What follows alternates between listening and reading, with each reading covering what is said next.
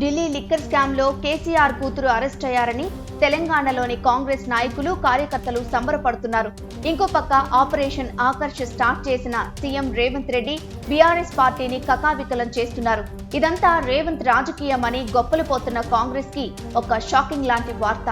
త్వరలో తెలంగాణ సీఎం రేవంత్ రెడ్డి కూడా ఢిల్లీ సీఎం కేజ్రీవాల్ బాటలో జైలుకు వెళ్తారని ఒక పిడుగు లాంటి న్యూస్ పేల్చారు. లిక్కర్ స్కామ్ కేసులో ఇటీవల జైలు నుంచి విడుదలైన ఆప్ ఎంపీ సంజయ్ సింగ్. ఢిల్లీ సీఎం అరవింద్ కేజ్రీవాల్ అరెస్టుతో దేశంలో ప్రజాస్వామ్యం లేకుండా చేశారని బీజేపీపై మండిపడ్డ ఆయన ఇప్పుడు ఢిల్లీ అయిపోయింది, తర్వాత మోడీ టార్గెట్ తెలంగాణ, తమిళనాడు, పంజాబ్ అని చెప్పారు.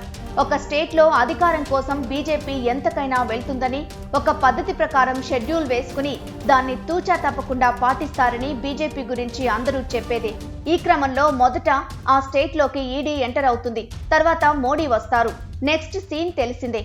అక్కడ తమకు ఎవరు యాంటీగా ఉన్నారో వారి మీద కేసు ఫైల్ అవుతుంది. ఆ కేసు కోర్టుకెళ్తుంది. అందులో నిందితులుగా ఉన్నవారు జైలుకు పోతారు. ఇదంతా ఒక సినిమా స్క్రిప్ట్ ని తలపిస్తుంది కదా.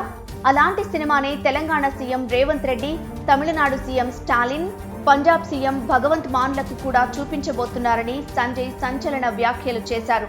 వారి మీద కేసులు పెట్టి తర్వాత అరెస్టు చేసి వారిని రాజీనామా చేయాలని బీజేపీ ఒత్తిడి తెస్తుందన్నారు.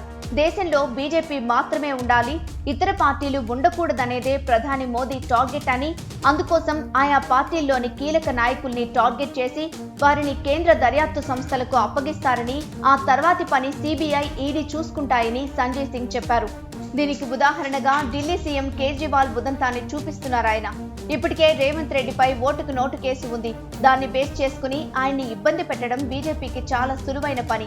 తెలంగాణ మీద ఫోకస్ పెట్టి ఇప్పటికే కేసీఆర్ ని లొంగ తీసుకున్న బీజేపీ తన నెక్స్ట్ టార్గెట్ గా రేవంత్ రెడ్డిని ఎంచుకుంది అనే కామెంట్స్ ఇప్పుడు కాంగ్రెస్ లో చర్చనీయాంశమయ్యాయి.